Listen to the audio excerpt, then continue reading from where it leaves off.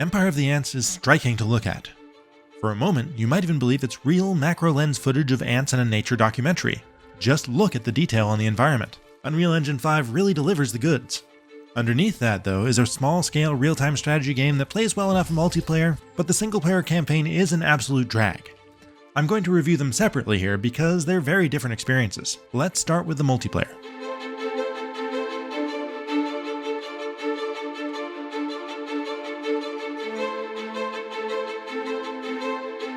This may be a game with swarms of insects all on screen at once, but you're never actually commanding more than 7 units. And given the clumsy way its controls make you cycle through them to give them orders, that's a mercy. You may be capturing and building nests, but you never go inside them, so there's literally nothing beneath the surface. While it appears vast, Empire of the Ants is actually a pretty small-scale strategy game in most other ways, and the lack of unit variety in multiplayer modes make it feel smaller still. Matches do have a fair amount of nuance to how you use your small number of units and build out your nest to tech up, and there's ample room for skilled players to turn a situation to their advantage with smart use of powers to boost their bugs' damage output and debuff the enemy. It's not unlike a slimmed-down version of Company Heroes in the way you capture territory to generate food and wood resources, and that's a good starting point. There are things to learn to use, like how ants get locked into melee combat and can't disengage until one or the other loses, so you can hold off a dangerous unit until reinforcements arrive or prevent a retreat while you finish off an enemy. And while you can quickly rebuild a lost unit if you have the food available, each ant legion has a home nest they'll respawn from, which can mean a long hike back to the front lines. Each nest you capture has a set number of upgrade slots that can be filled by a building or spent to support a unit from that nest, so totaling up isn't really an option. You won't have enough slots to tech up to tier 3, which means you'll inevitably be overrun by ants with better stats. All the building is done from a radial menu that pops up when you interact with a nest, and, cleverly, you use your ant as a cursor to select things. Taking out an enemy nest disables all the upgrades that were based there, up to and including turning off their minimap. And it is pretty neat that while Fog of War is a thing on the minimap, because you're viewing the world in third person instead of a traditional RTS overhead view, you can actually spot a moving legion of ants from a long distance, even if their icon hasn't shown up on the map. However, Empire of the Ants feels thin relative to most real-time strategy games, in large part because there's fundamentally only one faction to work with.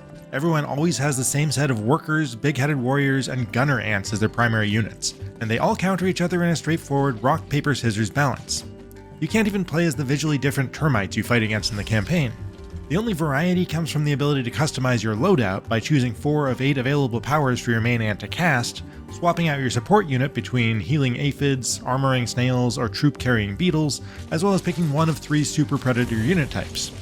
These certainly enable different strategies, but I'm not a fan of the way locking in those choices before a match begins limits your ability to pivot to a different approach if your enemy throws you a curveball.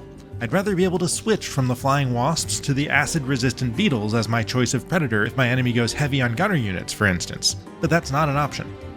Another major weakness of multiplayer is there are only 2 modes, 1v1 or 3-player free-for-all. That means there's not really an option to play cooperatively with a friend against more than one AI, and considering how weak it is even on the highest difficulty setting, there's no point to that. It does have 21 maps at least, and there's a fair amount of diversity there in terms of how they're laid out and the creeps that guard their resource caches. It's cool to watch your ants take those guys down. That's good because it soon becomes clear there's basically no variety in the bugs' animations. At first, skittering around at high speeds can be entertaining, even when the controls freak out because you accidentally climbed a small branch. I feel like I've seen real ants do this. Watching a swarm flow over terrain is convincing and, since we're up so close, dramatic. It's kind of fun to see dead bodies get flung high in the air like mortarboards at a high school graduation ceremony, which I don't think ants actually do when they fight. But then you watch them roll down hills. Of course, when you've seen one ant versus ant fight, you've seen them all. Beetles in particular get repetitive to watch very quickly because of their lunging attacks. Empire of the Ants multiplayer modes has some clever ideas for how insects do battle. Having you scurry around as a commander ant, giving orders and casting buffs on your legions of ants, makes managing its deceptively small-scale battles an interesting challenge. The impressive, hyper-realistic graphics are let down only by animations that grow repetitive after a few matches.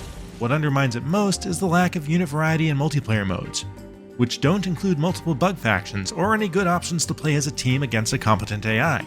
Without that, it's hard to see this game having a lot of legs. But wait, there's more. Here's a review of the single-player campaign, which is unfortunately outright terrible and dull.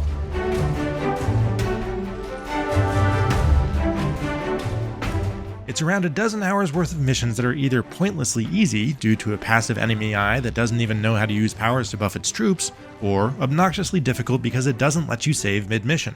Most infuriatingly, there's one where 9 waves of enemies spawn and attack you from all directions. And you instantly fail if you lose control of a single one of the nests you have to defend. So many that it's impossible to upgrade them all with effective defenses. That last wave is a doozy too, which meant I had to replay it from the start multiple times just to overcome the final challenging moments. Mixed in with those combat missions are absurdly tedious ones where you only control your single ant as you hunt for tiny bugs. You're guided only by a non-directional proximity sensor, so you have to run in circles trying to triangulate each one. And they're usually very effectively camouflaged thanks to the realistic art style.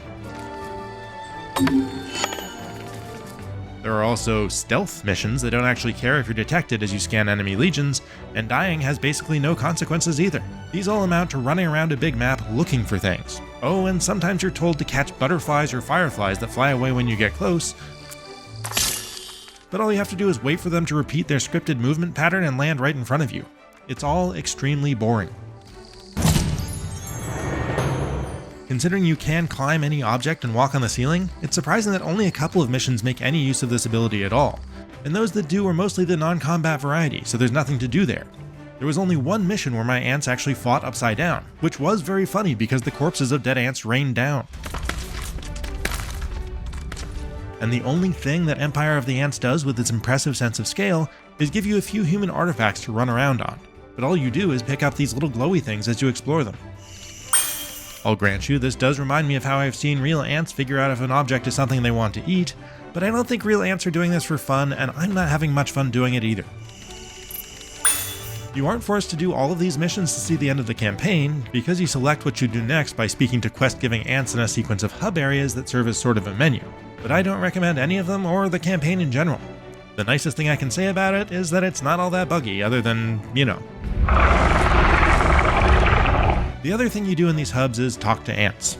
I haven't read the books Empire of the Ants is based on, but if the Wikipedia synopsis is anything to go by, this game's story isn't even close to following them. There are no human characters or secret ant weapons to make it remotely interesting. I'm going to assume that it's numerous conversations about how your nest is threatened by termites or other visually identical ant species or floods doesn't do the novel's justice. Even the ant civil war that breaks out is over almost as abruptly as it begins, ensuring there's no substance there either.